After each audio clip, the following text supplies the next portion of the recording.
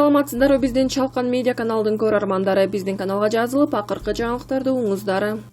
Сурабалдиева акча үнөмдөө үчүн Туркияга аттанган 3 аткаминерди жөнөтпөй койду. Чакырган тарап жол чыгымдарын төлөп бере турган ишке түздөн-түз тиешеси бар 2 гана аткаминерди жөнөтүүнү чечишкен. Вице-премьер Эльвира Сурабалдиева бюджеттин каражатын үнөмдөө үчүн Туркияга иш сапарга камынып жаткан 3 аткаминерди жөнөтпөй койду. Вице-премьер бул тууралуу Twitter баракчасына жазды. Анын айтымында 2021-жылы өтө турган дүйнөлүк көчмөндөр оюндарын уюштуруу иштери боюнча жолугуш үчүн 5 адамдан турган делегация Туркияга барууга даярданып жаткан. Анын экөөнүн жол чыгымдарын чакырган тарап төлөп, 3-өө бюджеттин эсебинен бармак. Натыйжада чакырган тараптын эсебинен ишке түздөн-түз тиешеси бар маданият, маалымат жана туризм министринин орун басары менен жаштар иши, дене тарбия жана спорт агенттигинин директорунун орун басары жөнөтүүнү чечишкен. Калганда көйгөйлөр бул жакта деле жетиштүү. Бюджеттик каражатты үнөмдөө майдан нерседен башталат деп жазган Сурабалдиева. Көчмөндөр оюндары Туркияда быйыл күздө өткөрүлүшү керек эле, бирок коронавирус пандемиясынан улам кийинки жылга жылдырылды. Ага чейин оюндар 3 рет Кыргызстанда өткөн.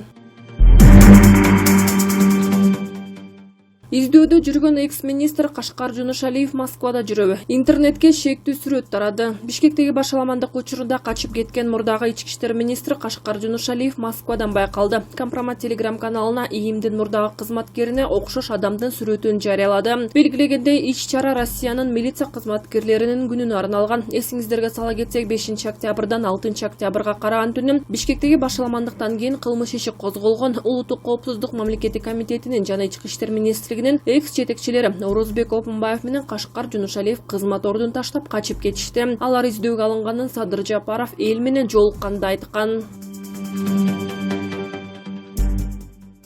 Финпол товардын акчасы деген шылтоо менен Кыргызстандан 23 миллион доллар чыгарылып кеткен. Экономикалык кылмыштарга каршы күрөш боюнча мамлекеттик кызмат өзгөчө чоң өлчөмдөгү акчаны адалдаштыруу фактысын териштире баштаганын маалымдады. Мекеменин басма сөз катчысы Анастасия Пискур 16 ноябрда Азаттык радиосуна билдиргендей, товардын акчасы деген шылтоо менен Кыргызстандан чет өлкөлөргө 23 миллион доллардан ашуун каражат мыйзамсыз чыгарып кеткен кылмыштуу топ аныкталды. Тергөөнүн жүрүшүндө Кыргыз Республикасынын аймагындагы бул кылмыштуу топтун ишмердигинин натыйжасында мамлекеттик бюджетке жалпы суммасы 347 миллион сомдон көп өзгөчө ири өлчөмдөгү зыян келтирилгени аныкталды, деди ал. Финполдун маалыматына караганда 12 ноябрда бул кылмышка шектүү катары 1 адам кармалды. Ал 14 ноябрда Бишкектин номер 1 тергөө абагына отургузулду. Тергөөчүлөр бул схемага тиешеси бар кызмат адамдарын аныктоо ишин жүргүзүүдө. Талдоочулар Кыргызстанда коррупциянын масштабы улуттук коопсуздукка коркунуч келтирген чекке жеткенин айтып, буга жемкорлук үчүн кармалгандардын жазасы жеңилдетилген же алар акталган учурлар себеп экенин белгилеп келишет.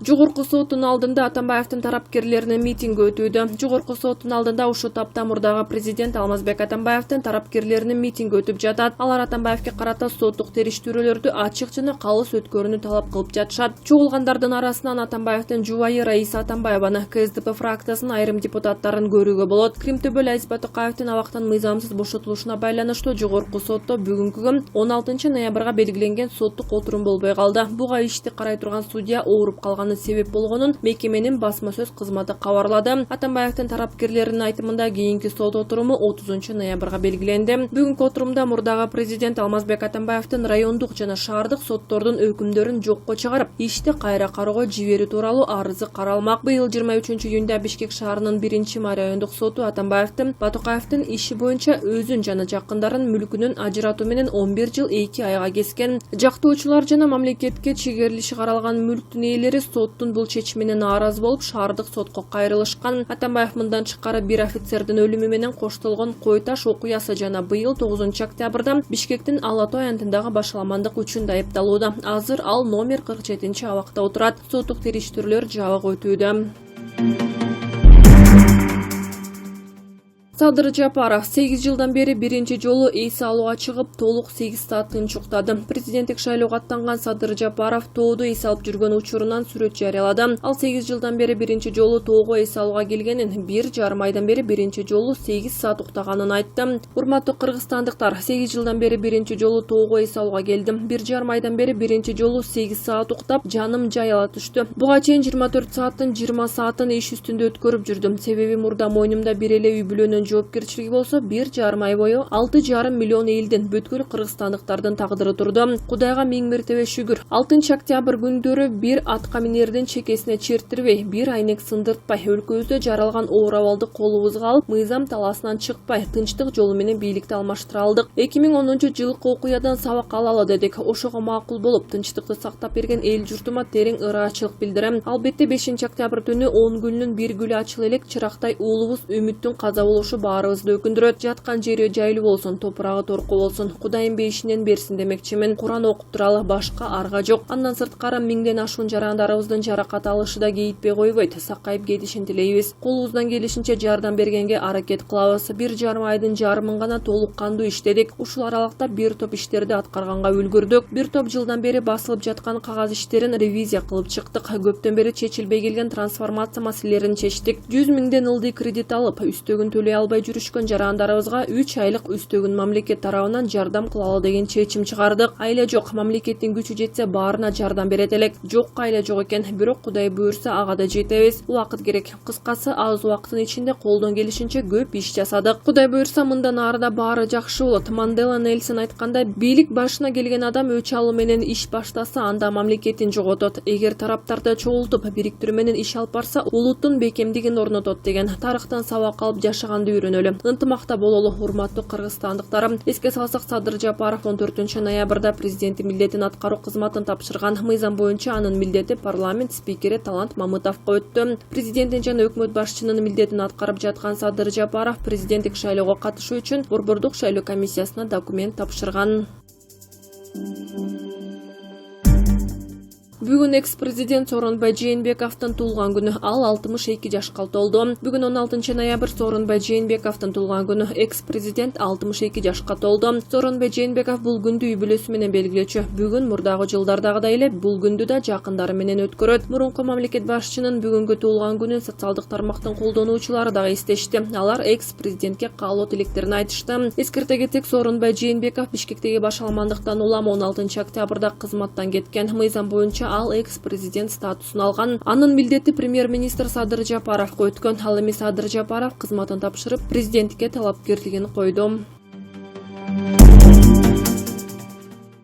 Кочкор районунда 4 алтын кени аукционго коюлду. Кочкор районунун аймагында жайгашкан 4 алтын кени ачык аукционго коюлду. Бул тууралуу өндүрүш, энергетика жана жер казынасын пайдалануу мамлекеттик комитети жергиликтүү маалымат каражаттарына билдирди. Маалымат өндүрүш, энергетика жана жер казынасын пайдалануу мамлекеттик комитети райондун аймагындагы 4 төмөнгү кеңсүү вольфрам жана алтындын запасы бар кенин старттык баасы $4723, жогорку кеңсүү алтындын запасы бар кенин старттык баасы $4720, Түрсү алтын запасы бар кенин старттык баасы $6440. Соңкөл алтын кенин аукционго чыгарып жатканы айтылат. Аукционго чыгарылып жаткан 4 алтын кендер боюнча аукцион 2020 жылдын 16 декабрында Кочкор районунда өтмөкчү.